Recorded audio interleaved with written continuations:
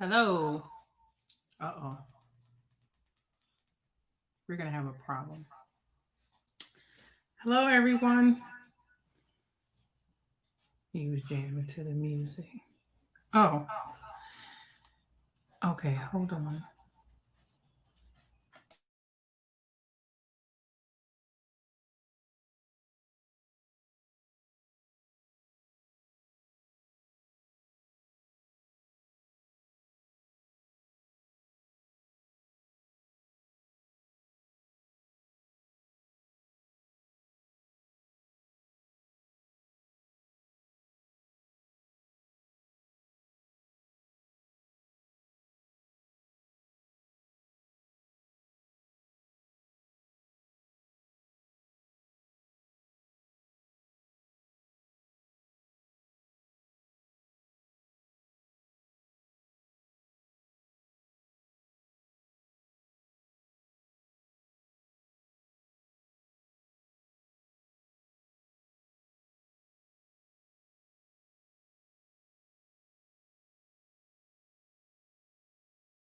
Now, so you will get an echo. Hold on.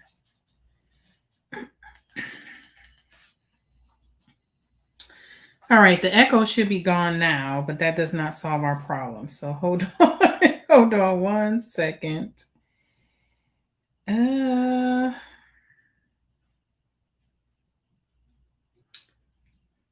you hear me now? You should be able to hear me. Oh, wait a minute. Yeah, now you hear what? Yeah, there was an echo because of my other phone that I'm gonna use to why won't it turn all the way down? Like let's try it now. Hold on. I can't get the volume to go all the way down.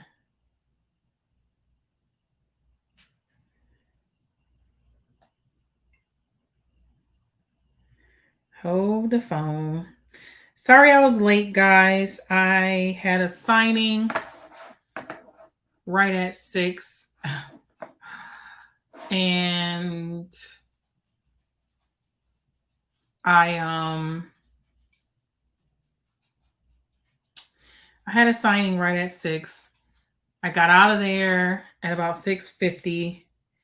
Picked up some food that I had my husband order before I left. And why won't it go all the way down? Like, what is the problem? Okay, hold on. This is really brain boggling.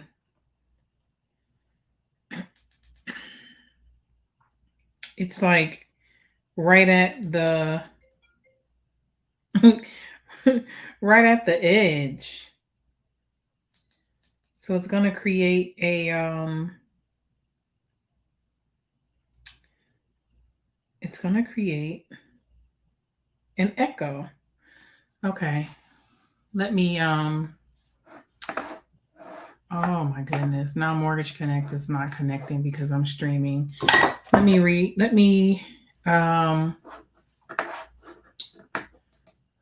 send the link to myself. Hold on one second. I'm trying to get it so that I can do my overhead camera. And it's acting brand new.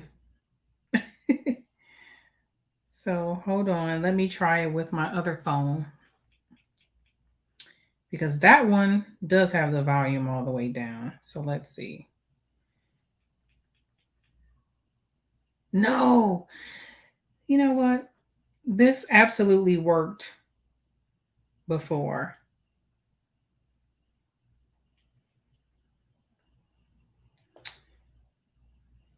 Oh, I'm going to be angry today. I'm going to be angry. Let me try with the headset and see if that will work.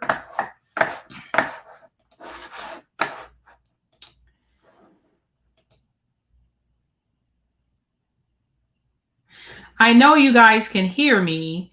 The dilemma is that I have a tripod set up here with a camera that I want to use for the book. And it's that camera on this phone that is creating the echo because I can't turn the volume all the way down on the dumb phone. And the interesting part about this is I tested this. Okay, hold on. Let's see.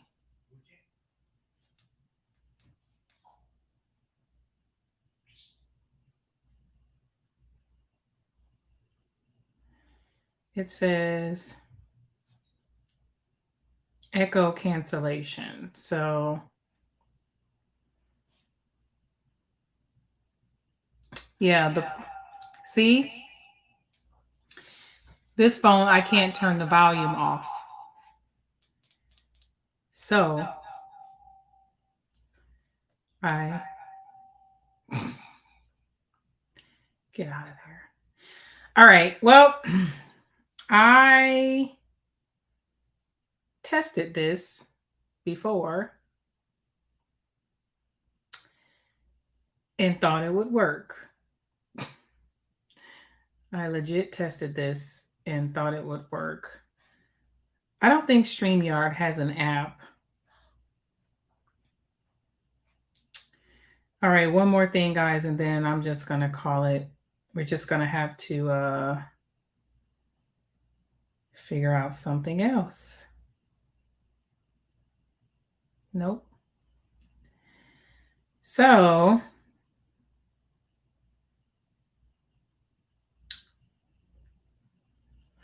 I'm trying to think. I'm trying to think. I'm trying to think.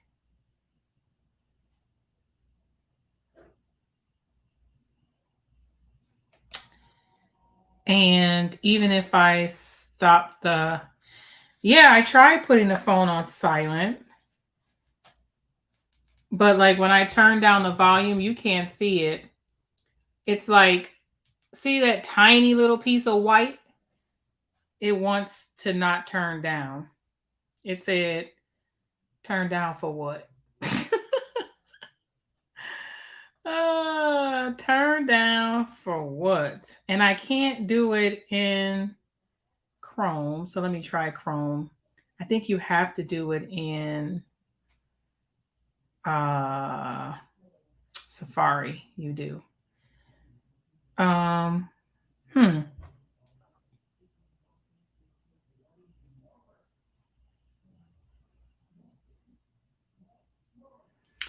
Well, okay. I bought my fancy tripod and everything for nothing. It worked when I tested it. And I'm pretty sure I had the sound all the way turned down because I had to make sure. So, like, the sound is turned all the way down on my other phone because I use that phone to read the comments from YouTube. I am so bummed out by that. Like, it won't even. This is, yeah, booty. Like, straight ass. It won't even turn down, like, at all. Like, even with just the ringer. Okay, well, we're going to get started. Welcome, welcome, welcome.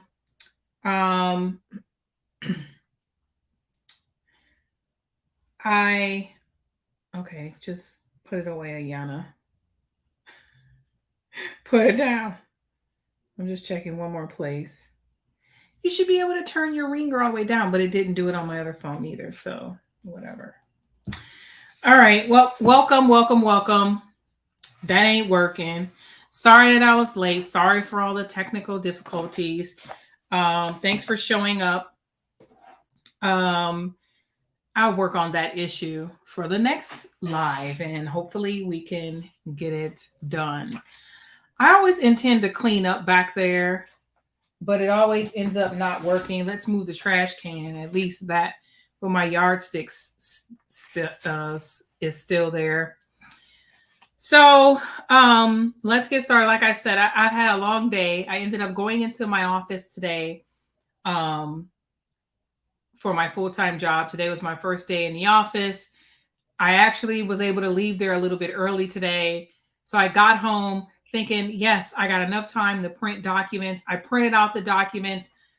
I got a new Mac. Okay, now I'm whining like a baby because I wanted the Mac because I hate Windows.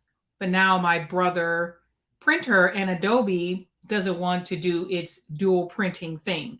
So now I feel dumb that I got the Mac because now my dual printer does not work. So there's a YouTube video that I was watching before I left that's still in my tabs that I will probably watch to see if I can get that rectified. Oh wait, it says extra camera. What is that? Share an extra camera. How does that happen?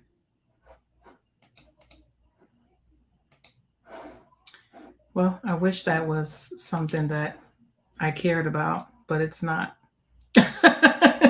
it's not. So yeah, I ended up having to use Notary to get the documents printed properly, just in the nick of time. I head out. Luckily, I was only 11 minutes away. Finished that in an hour, little under an hour. Got my food, rushed back, wanted to change my clothes, had to upload or had to scan. I don't think the upload happened because I'm streaming and I think my computer said go to hell. And here I am. All right, so let's get started. Last week, we stopped on chapter 3. We're reading the how-to guide for notaries. Let me put my banner on so that people will know what book we're reading. Boom, there we are. So no one will ask questions about what book we're reading. And so we're on chapter 3 today. Chapter 3 is about personal appearance. Personal appearance does not mean the way you look. Personal appearance means them appearing before you. Yeah, go to hell. Shut up, Reggie. Not go to hell. Yeah, go to hell. Okay, personal appearance. And so the first paragraph talks about the first step. So before any signature can be lawfully notarized, one all-important event must occur. The signer must appear in person before the notary public. So that goes without saying. They have to appear before you, either in person or online if you are a RON. That's the only way a notary can properly identify the signer and verify that he or she is signing or has signed the document willingly and sufficiently aware to proceed with the notarization. Physical appearance must be made at the time of the notarization. So they can't physically appear before you either before you notarize it or after you've already notarized it. Well, they got to be there at the same time that you notarize. But before, I mean, they can't sign everything and then give you the paper and then they go on about their business and then you notarize it. And, or you can't do it afterwards either. So, and it says they have to be in the state and county indicated on the notary certificate. So that's for personal appearance. So that's not online appearance. That's personal, like in-person appearance. Personal appearance means being face-to-face in the same room. So that's what I said. So physical appearance, personal appearance. A telephone call from the signer does not constitute personal appearance, nor does recognizing a familiar signature. So even if, well, we wouldn't notarize our mom, but let's say you knew your boss's signature because you've been working for him for 10 years. You can't not require him to appear before you in order to notarize the signature. And then it mentions in some states, remote online notarization allows for the notary and signer to meet via live audio video communication. So they're still appearing before you, but in that case, they're online. All right, so now we're going to get into some notary certificate wording, and it just seems to catch people up the most, the wording. So every certificate states that the signer was in our presence, every certificate. The statement may be clear and direct, as in, on blank date, before me, a notary public, personally appeared, John Doe, right? Or it can be less direct and say, sworn, subscribed and sworn to before me by John Doe. Okay, and that's a jurat. So every notarial certificate has to indicate that they personally appeared before you.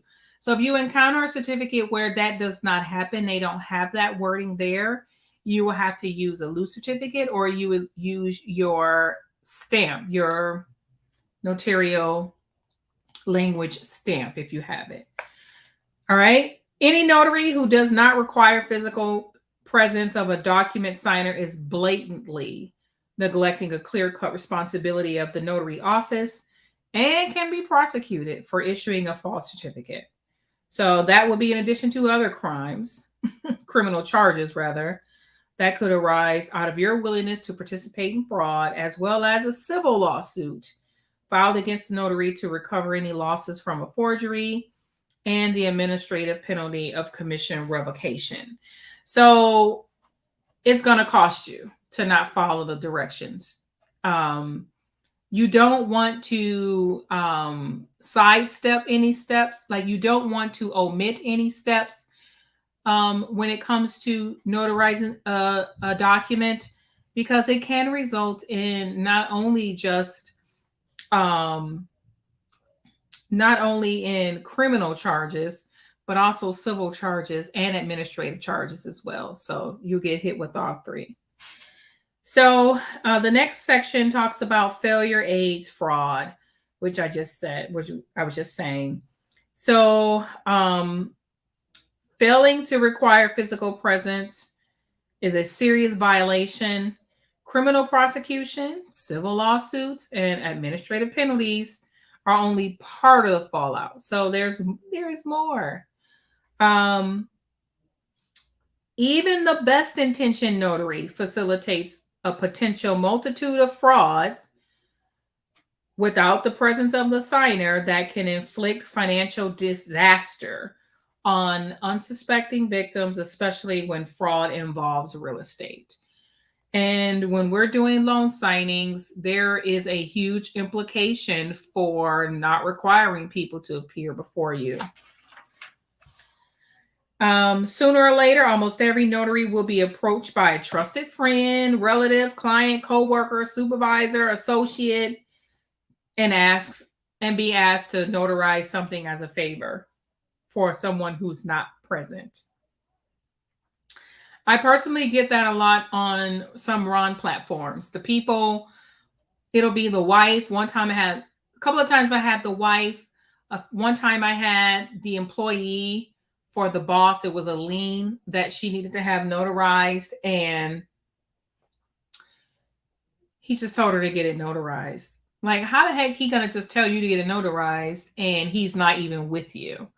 So, yeah. I had to end that call. Let's see. I don't want my phone to. Oh, I see. Hold on.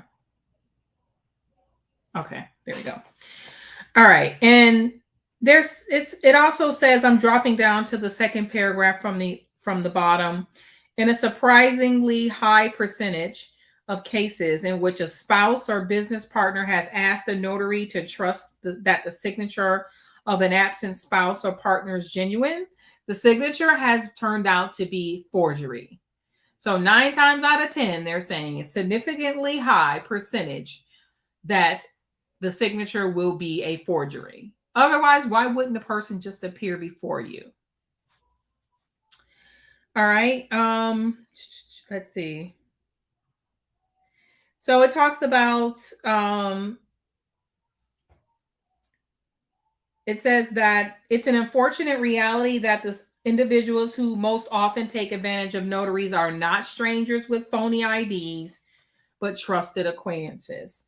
A vengeful spouse in a crumbling marriage or a disgruntled partner in a dissolving business may have other priorities than keeping faith with the notary acquaintance, namely wresting control of valuable property from the spouse or partner using a phony document with a forged signature and then pocketing the assets. So, basically it's saying folks are out here shady. Folks are out here shady, and you can't stand for it at any given time. Courts, so on page 31, courts are generally uncompromising when interpreting statutes that require physical presence. There is a case in 1984, Nebraska Supreme Court ruling in Christensen versus Arantz. And in that case, a real estate agent / notary took the acknowledgement of a married couple who had received $50,000 for sale of their home.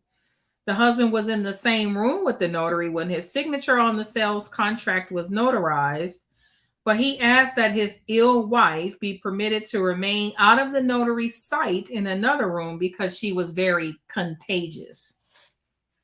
The notary cooperated, speaking to the unseen woman while performing the notarization.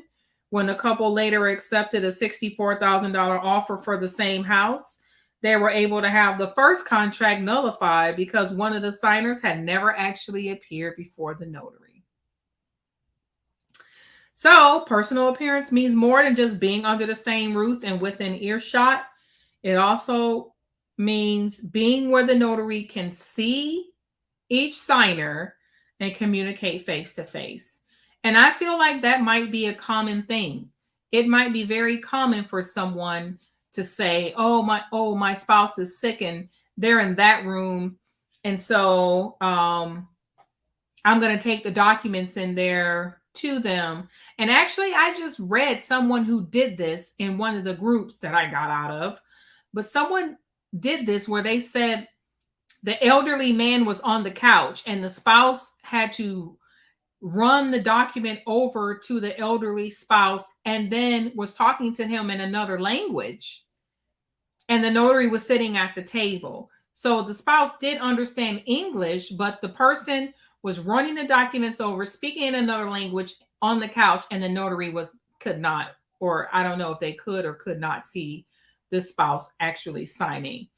But you see how this could happen, and that's a big no-no. We need to be able to see them sign. So if the person is too sick to actually sit in front of me and sign, then we need to call title or signing service or whomever and let them know, hey, this person is sick. And if they're so dang contagious, I don't want to be there anyway. Right? Reggie, throw something in the chat to let me know the chat is still working, just to make sure that I'm not missing comments over here, because I don't see anything else going on. So can you do that for me? So, yeah. So personal appearance. Oh, I already said that. Got you. Thank you. So it also says it's important to note a telephone call is not considered personal appearance. Someone saying, I just mailed you a deed. When you get it, please notarize my signature and mail it right back. Can't do that. You can't do that. Now, there is a such thing as a paper run. I'm not 100% sure if it's legal or not in Florida. But I think it is, because you have to use a RON platform for it, where someone can sign the document in your presence. You see them physically sign the document, and then they can mail the original document to you. You notarize it and then mail it back. That's called a paper RON. I don't think it's widely used, but I have researched it, and there are some title companies that do that. There is another one called, I can't remember what it's called, but there's another version of that where I believe they can do this in Virginia, where they can watch a person sign like via Zoom. And then that person can either mail or email the document to the Virginia notary. They can notarize it and then send it back. But the difference between that and Florida is that they're doing it on like Zoom, whereas we have to be conducting any remote online business on a approved remote online RON platform. So it has to be an approved RON platform. Now, this will probably apply when people are out of the country. So this was almost something that I did when that lady was in Iran. But yeah, this would be out of the country type of situation, but it has to be on an approved RON platform. So they can't pick up the phone, tell you I sent you a deed, you're going to get in the mail, go ahead and notarize it for me. No.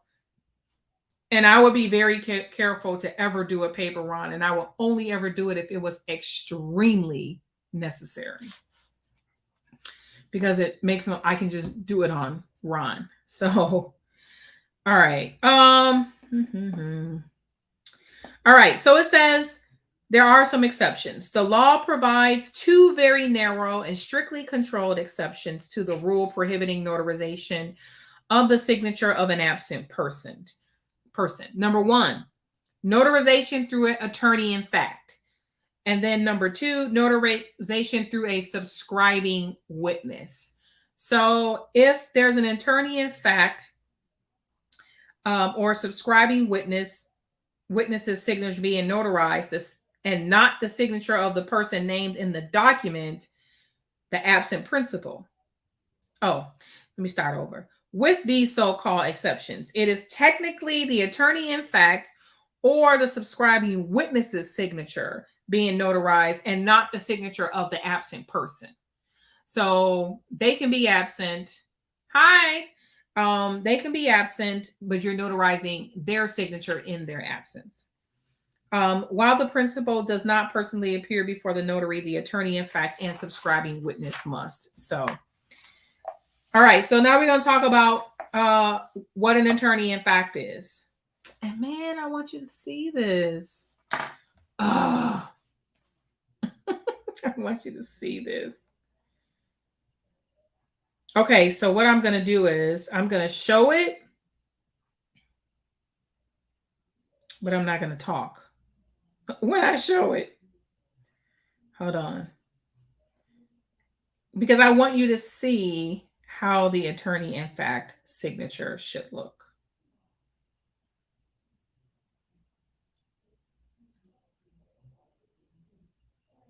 Oh, wait. It says wear earbuds, my friend. Where are my earbuds? That's a good question. Dang.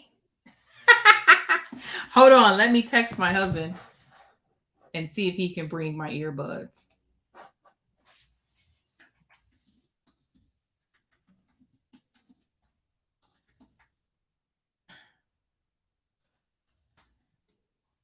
Earbuds from the... Should be like, I can't find it. Why? Man. All right, let's see if he can find them. So we'll go and then let's see if he can find them. All right, so a person who is appointed as attorney in fact for another individual. I just had another idea. Okay, let's see if he finds them. Has the authority to sign the principal's name and have his signature notarized without the principal being present before the notary. Typically, the signature format would be as follows. I got another bright idea. I just saw that. Okay. So you guys can hear me, right? This is what we're going to do. We're going to put the headphones on the phone. Let's see if it works. Wait, let's see.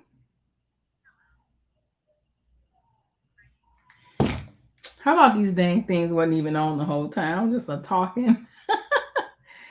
All right. I think I got it, honey. Hold on. I'm let's do this. All right. Hold on. Enter the studio. What about now? Oh, wait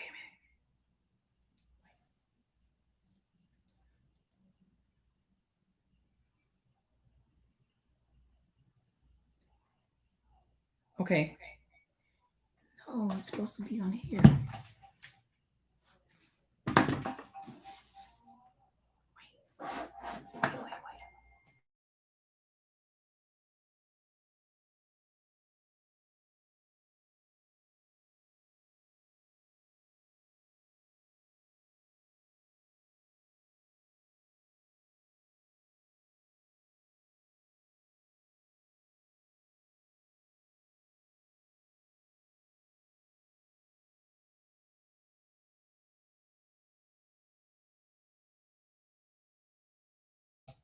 What about now?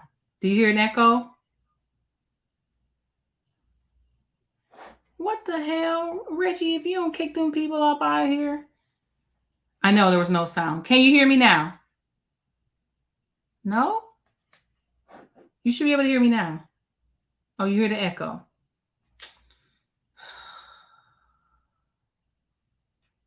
Wait, which one is it? Yes or echo? Yes and echo or just yes?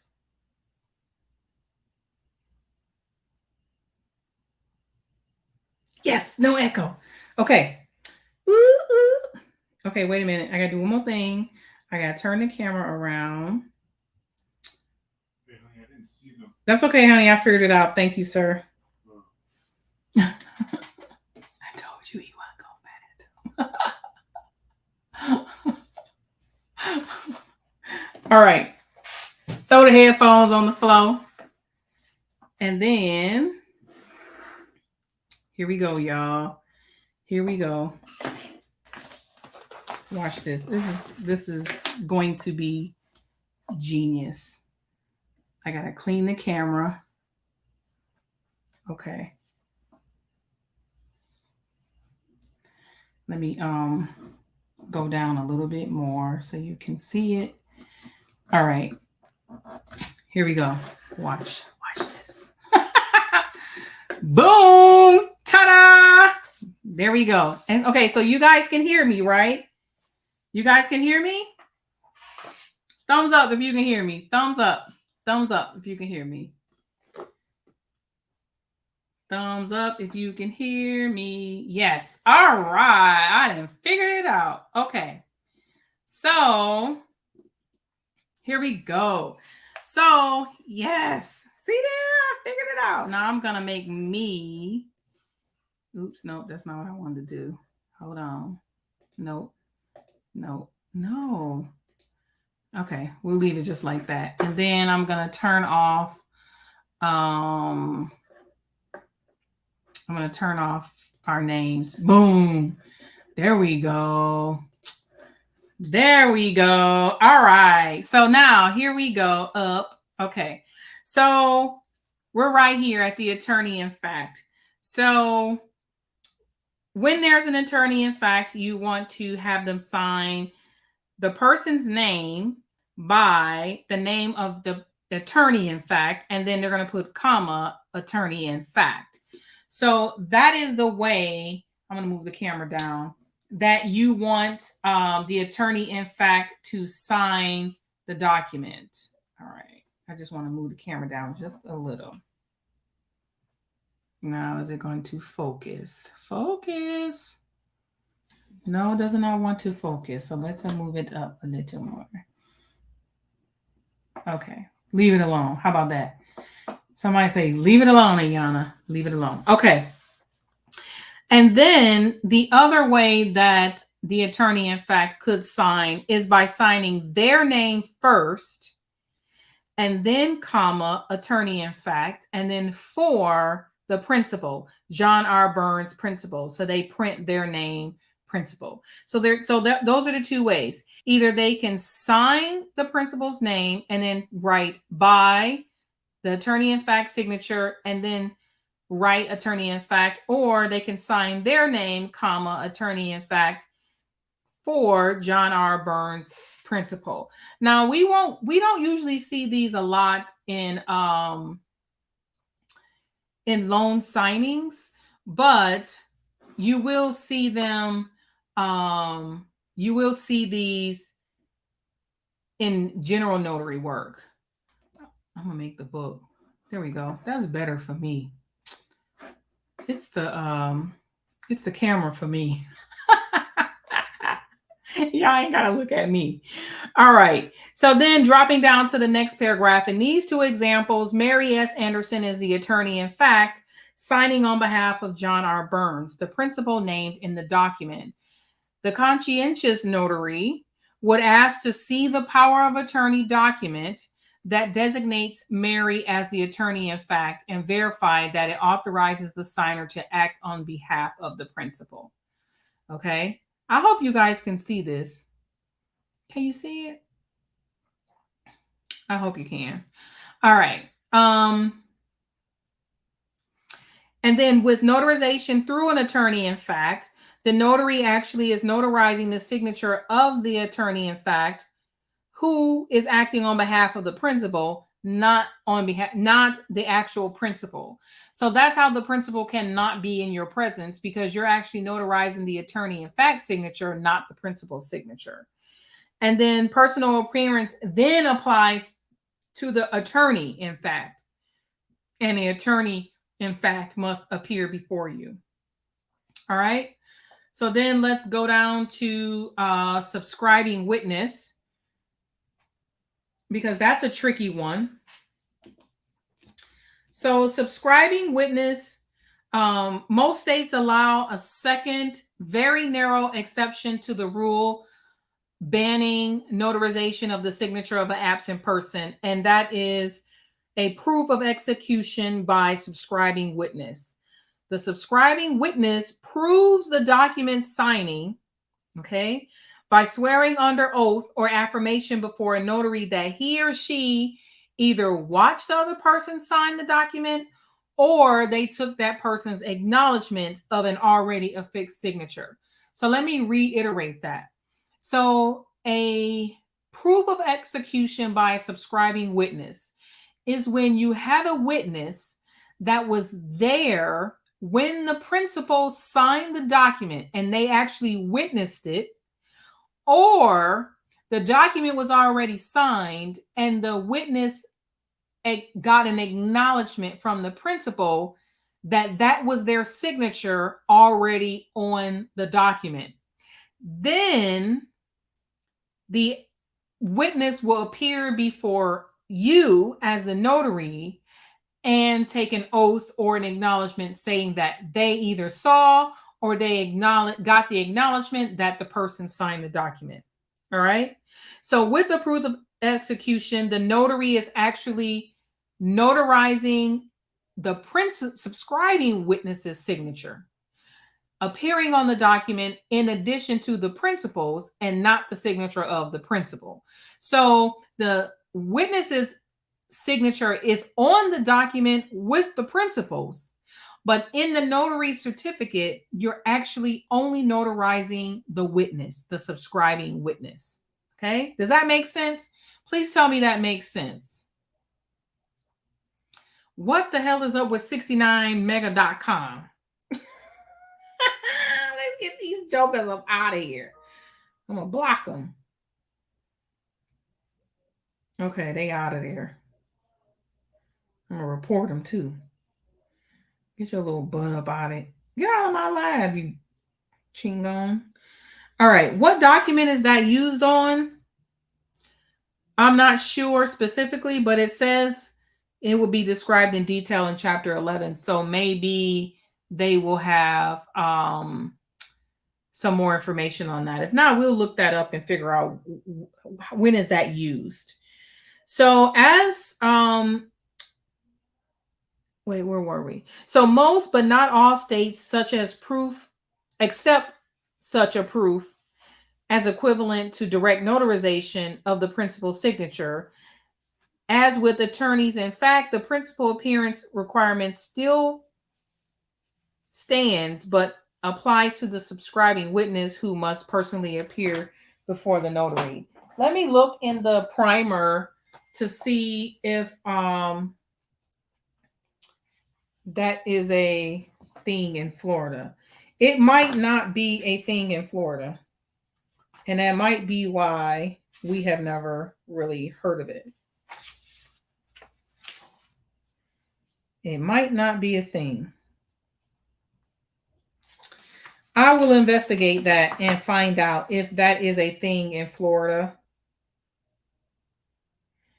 Because I can't look through the book like right now. So it might not be a thing in Florida. All right. So on the next page here,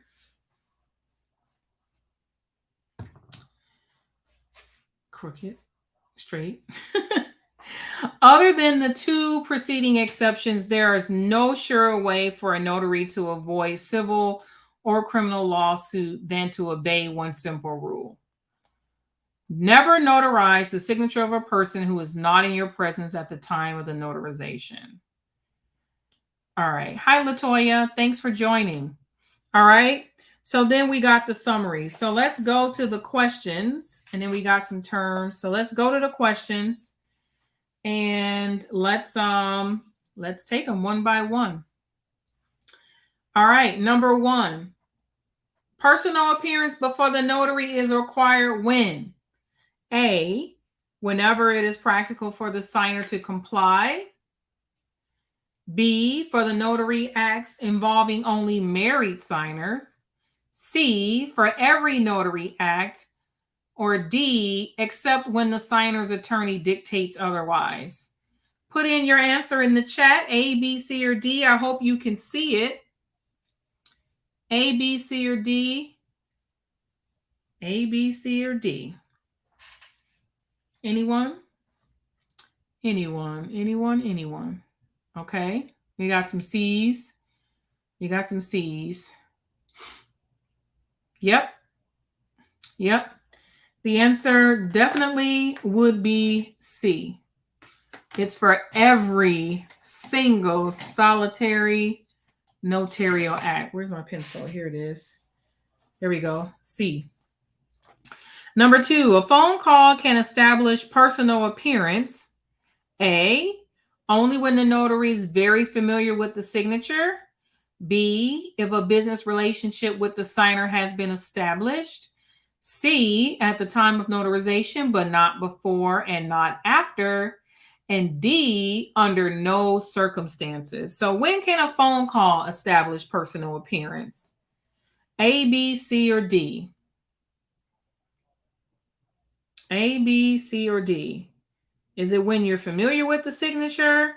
When you have a business relationship? Is it at the time of notarization, or is it under no circumstance whatsoever? We got all D's. D would definitely be correct.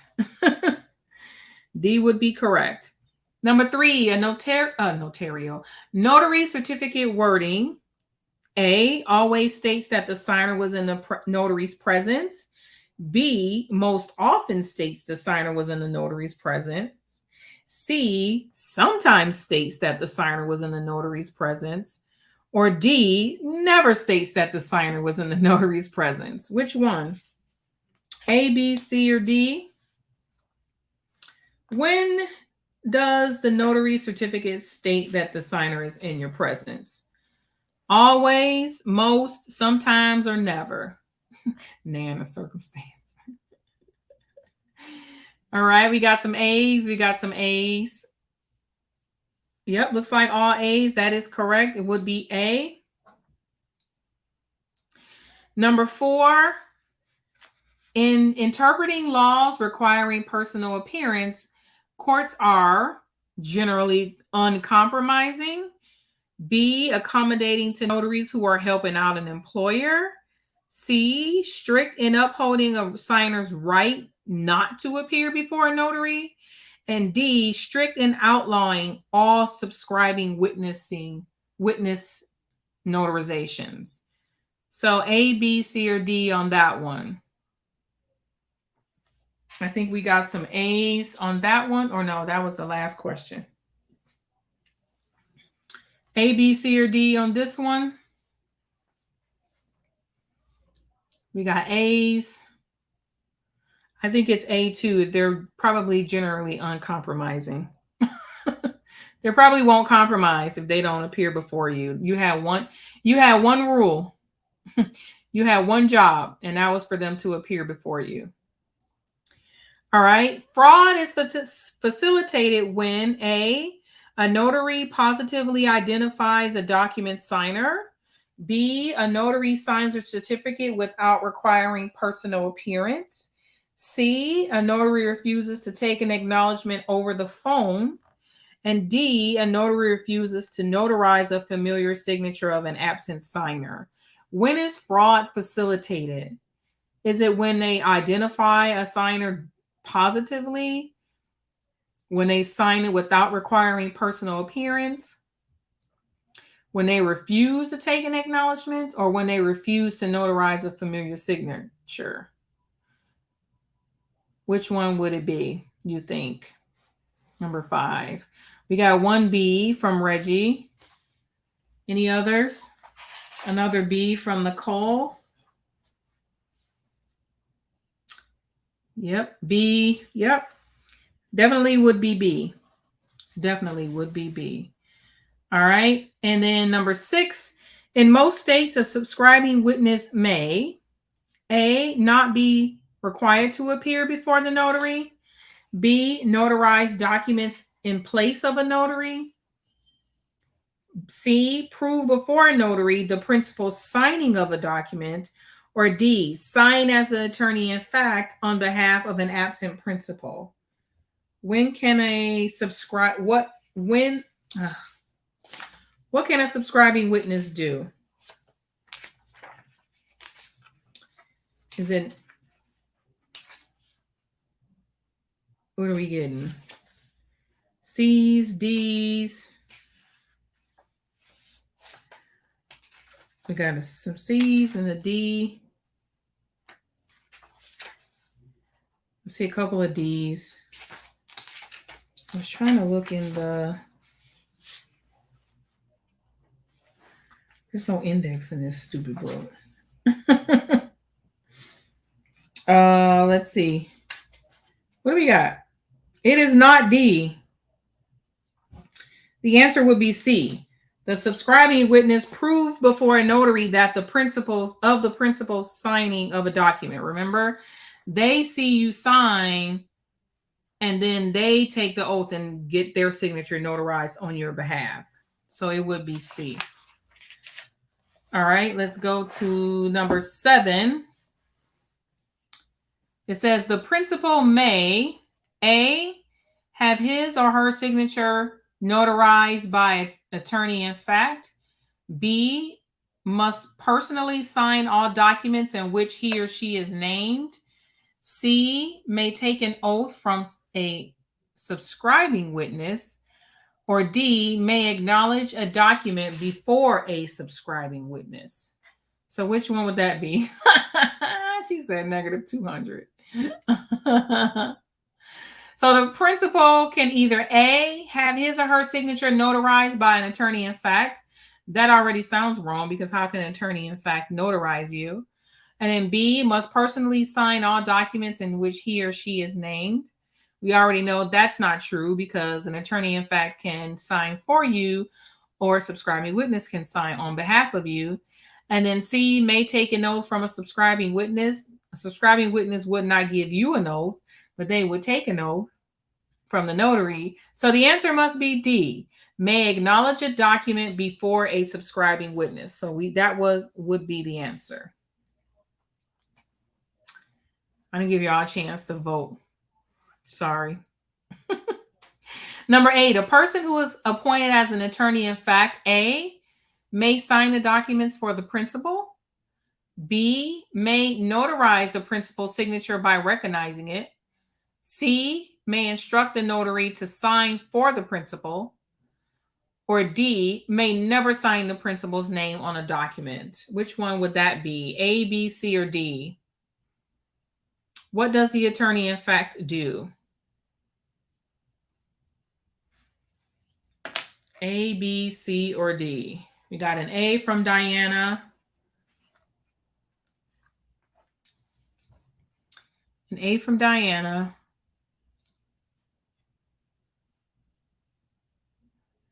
Anyone else? Oh, Nicole, A. Reggie, A. I think the answer definitely is A. They may sign documents on behalf of the principal.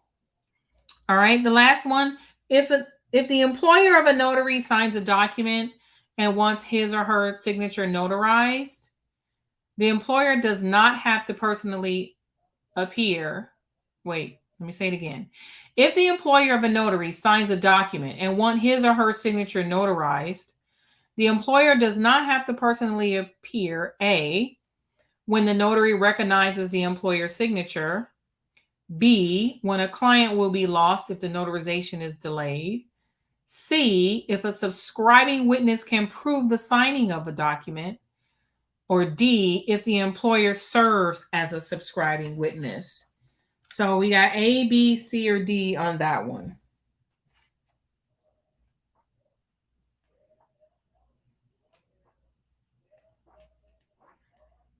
A, B, C, or D?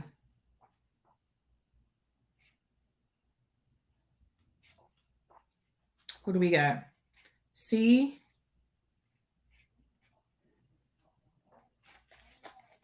I got a D.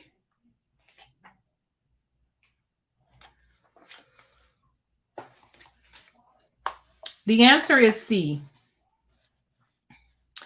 It's if a subscribing witness can prove the signing of the document. All right, gold star for everybody.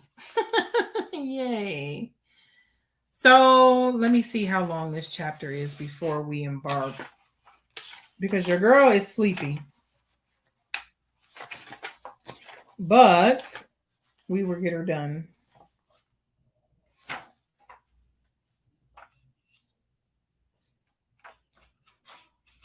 And I think what we'll do is maybe if you have the book, I'll have you guys do the test after the class is over. And then before the next class, we'll go over the answers from the last chapter.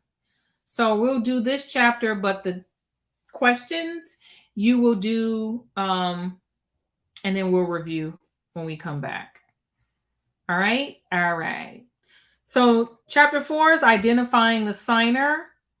So after the document signer appears before the notary, the next step in performing the notary act is to positively identify the signer. Here, the notary must be certain that the signer actually is who he or she claims to be, and that the signer has authority to sign the document. So the book is now taking you through the steps on how to complete a notarization. Step 1 is they have to appear before you. Step 2 is you have to identify them. This step provides credibility to sign documents and often is the primary reason that notarization is required in the first place, because they want to make sure the person who is in the document is the person that is before you signing. All right. So the NNA recommendation there in the middle says, although state laws require identification of a signer only for acknowledgments, didn't know that, careful notaries who will identify signers for jurat, certified copies, and every other act. The National Notary Association strongly recommends that notaries carefully identify all document signers. Now, that might be a state thing. So I don't think the state of Florida says that we don't have to ID a ID for a jurat. But that's interesting, though. I'm pretty sure that we have to ID. Yeah. So here in Florida, see where it says procedure. In notarizing any signature, whether by acknowledgement or jurat, Florida law requires the notary to positively ID the signer. So boom, there it is. So that NNA section, if you are in the state of Florida, you can cross it out like that. Not in Florida, sir. Not in Florida. In Florida, you have to ID everybody. All right. So, since not all states provide official guidelines on what constitutes positive identification, identifying a signer can be a difficult step for the notary. If there are no state guidelines, the notary should rely on the procedures outlined in this chapter. Above all, exercise caution, prudence, and reasonable care in this most important of all notary duties. So we'll look at their steps, and then we'll also look at the Florida steps, because I got the book right here. So methods of identification. Focus, please. Thank you very much. Are you going to focus? Yes or no? Yes, no, maybe. All right, let me move it up so it will focus. It might be too close. All right. I guess I just don't want to focus. All right, it will get its life.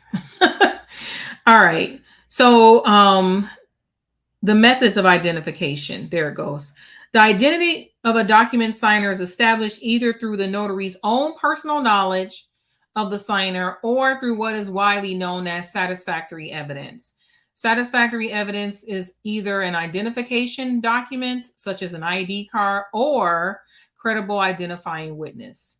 Notaries can use any of the three methods to determine a signer's identity. So we know for sure that that part is the same in the state of Florida.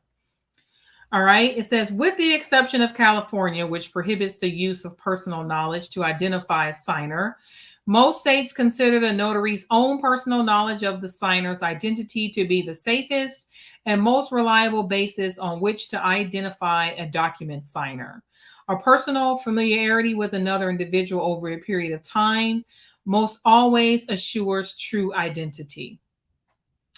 I probably would still go one step further just for my journal, even if I know someone, to just say, let me have your ID.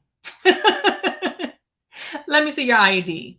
And I would also have that as well, even though I know them. The fact that I know them makes me feel more comfortable asking them for their ID.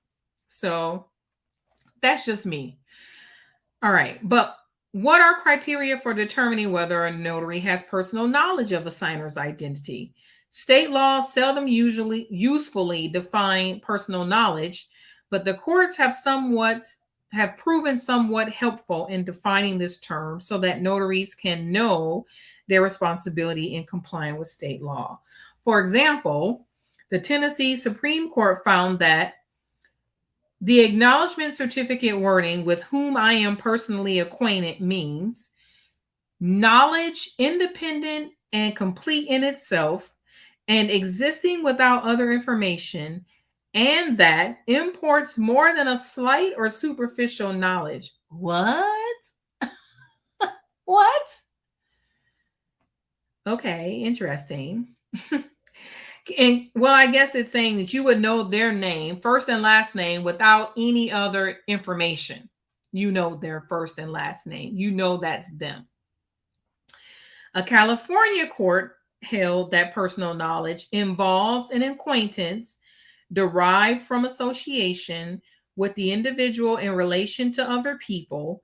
Such an acquaintance cannot, in its very nature, be based upon the mere word of one or two or three individuals, but must be based upon a chain of circumstances surrounding the person in question, all of which tend to show that they are what they purport to be.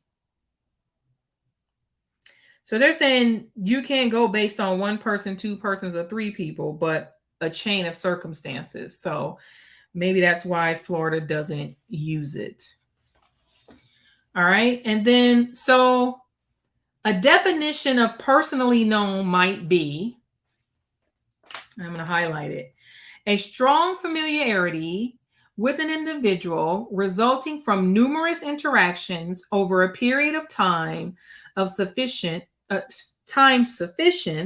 to eliminate every reasonable doubt that the individual has the identity claim. So you know from without a shadow of a doubt that those people, that person is who they say they are because you've had multiple interactions with them and you know their name.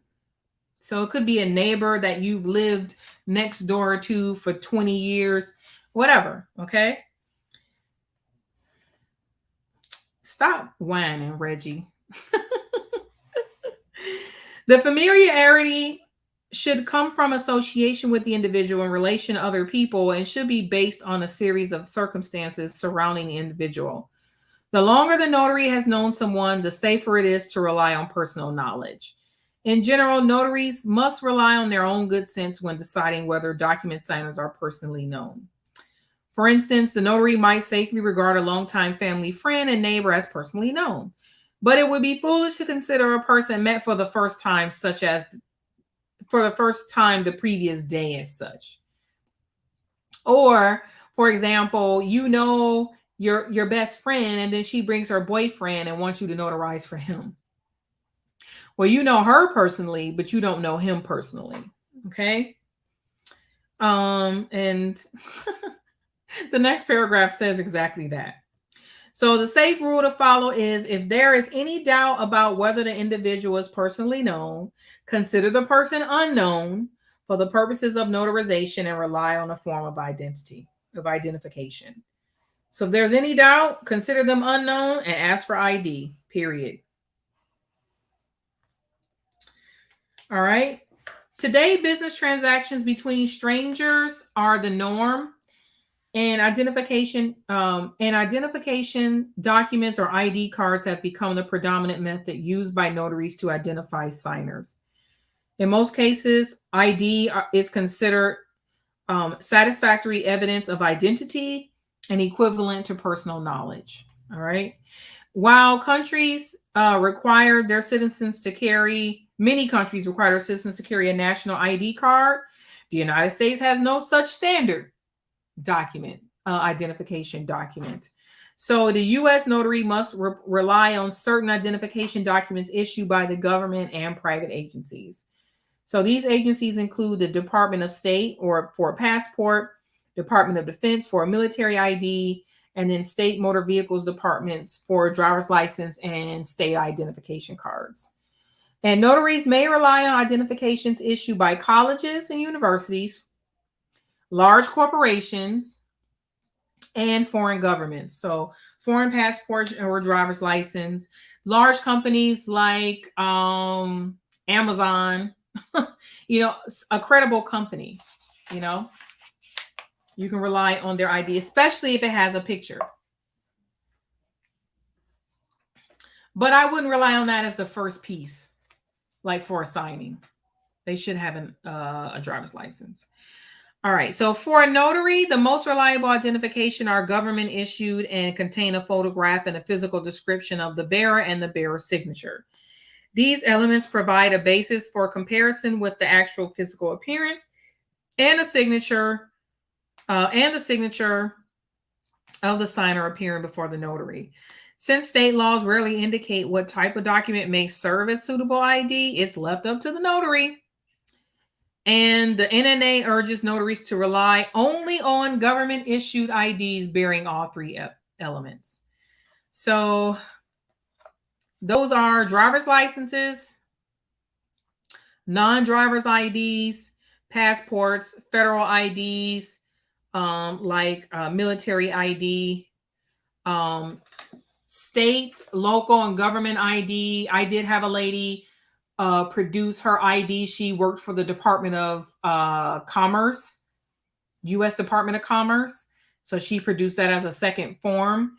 Permanent resident cards, those are green cards, and then border crossing cards issued by USCIS. A lot of people have those if they're going into Canada and Mexico. So I know that because I'm from Michigan.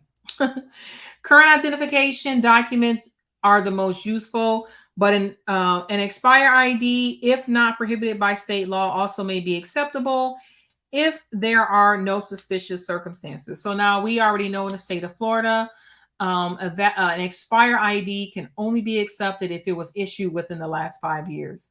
And because our driver's licenses and state IDs are valid for like 10 years at a time, more than likely they would not have been issued in the last 5 years unless they lost it and got it issued and then it expired. So usually if it's expired, it's long gone. It can't be used. All right. Since physical appearance and even a personal signature can change over time, the photo, description, and signature on an expired ID may not match the bearer's changed appearance or signature. I'm a great candidate of that. My hair has changed many times over the years. So a single acceptable identification document is enough to establish identity. However, notaries are wise to ask any signer to present several IDs. The more IDs we see, the better we can identify them. So here is an example of the physical description. You got the photograph, you got the signature, and then you got the physical descriptions giving his height, his weight, and sex, color of eyes, color of hair. That's the physical description. All right. Yeah, this is a long chapter, Reggie. You're right. I think I'm actually going to stop. So let me go. I'm going to go 5 more minutes and then we'll stop. All right. Let's see. Name and ID discrepancies. So there will be occasions when the name on the identification will differ slightly from the name on the document. In such instances, the ID is sufficient if the name on the document is substantially similar to the name on the ID. So, for example, if the document reads Mark R. Simmons and the ID shows Mark Robert Simmons, the ID is acceptable.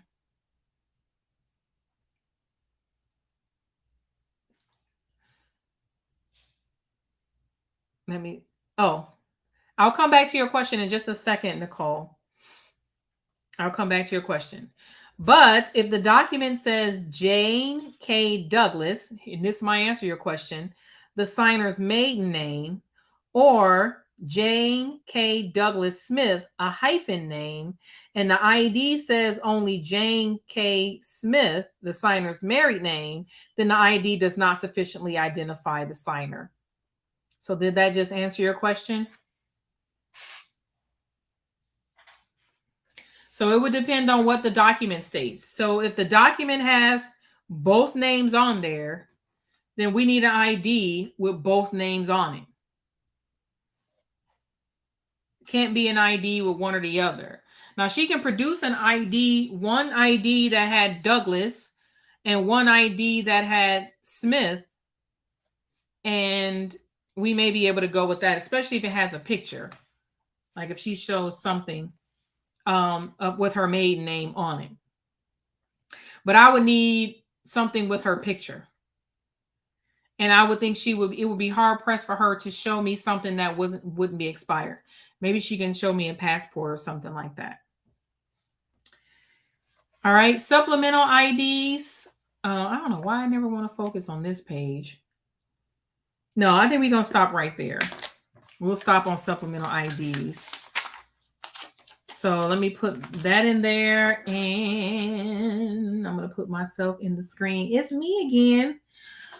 Yeah, we're going to stop there for today. So on page 42, we're going to stop there because this is a long chapter. It's already 8:42, and I don't want to keep folks forever. So yeah, so if a woman was married and her license had her maiden name, can she sign her maiden name hyphenated, her married name hyphenated? The answer probably would be no, depending on what name is on the documents. So in a loan signing, you almost always want them to sign exactly the way their name is printed on the line in the documents. So if her name is hyphenated Jane K. Douglas Smith in the documents, then you need to see ID with all of that name on there, right? If the documents only show her maiden name and she only has ID in her married name, then she needs to provide ID in her maiden name as well. So that's always a thing. And I always tend to say, when I call on the phone, I always say, make sure you have valid forms of identification where your name is the same as the documents, or I'll say with Jane Doe and John Doe on the ID, because that way you might be able to prevent getting there and they not having ID that you can properly identify them by. Now, again, like I said, they may be able to produce something for you that has her married name and then show you something else that has her maiden name on it. I probably want a picture, but again, that's one of those things that you have to use your discretion and you have to determine what your level of comfort would be in that situation. All right. Let me answer this one question. All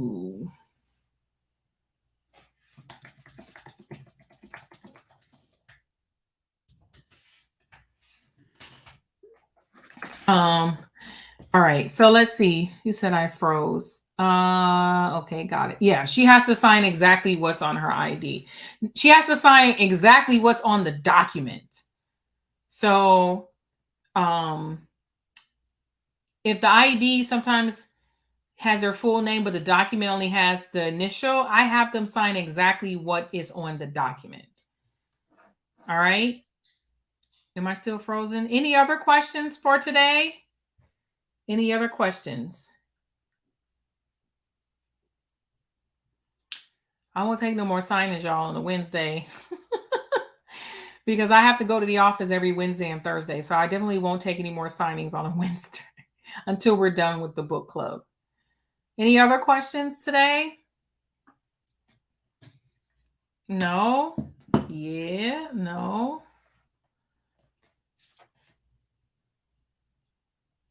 Any other questions? Nope. Okay. Well, folks are saying thank you. Well, thank you guys. So again, thanks so much for watching. If you haven't hit the like button, please hit the like button. On your way out, make sure you hit that like button. So I'm gonna hit it too right now on my phone. Boom. So I've hit it. Make sure you hit the like button on the video because that keeps us in the algorithm. Make sure you subscribe to the channel. I'm trying to get 3,000 subscribers. So help me get there if you can. Oh, okay. What's Carlos's question?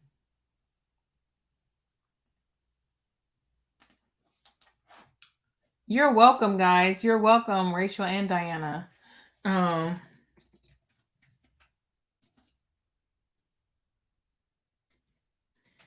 What's Carlos's question?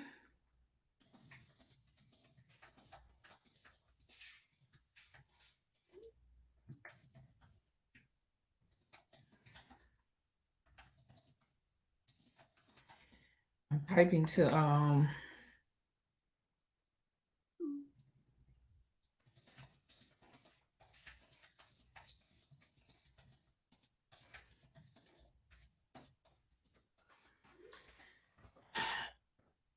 why am I so great? What's Carlos's boy? Why am I so great? Why are you so great? Why are you guys so great? I do this for you. So thank you so much. I'm glad you guys appreciate what I'm doing for you. Yeah, so I will see you guys next Wednesday. I promise no signings next Wednesday. We figured out the camera situation. So now I know how to do that. And thanks again to everyone. And I'll see you guys on the next video. Bye.